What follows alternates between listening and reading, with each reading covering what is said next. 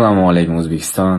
Meni yaxshi ko'rib, meni uzoqdan kutgan kelganlar xumaringni sarson bo'lib, men sizlarni hammalaringizni yaxshi ko'raman.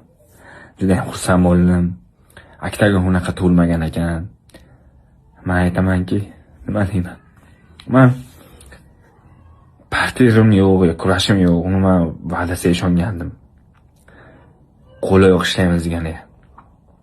U MMA 3-4 ursa, u 3-4 ursa turdiraverar ekan. Necha men yutqazdim tan olaman.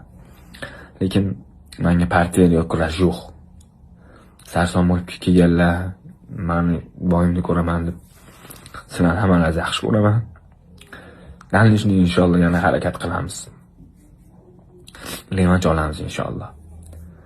Kurashlarni qo'yib, partiyalarni qo'yib.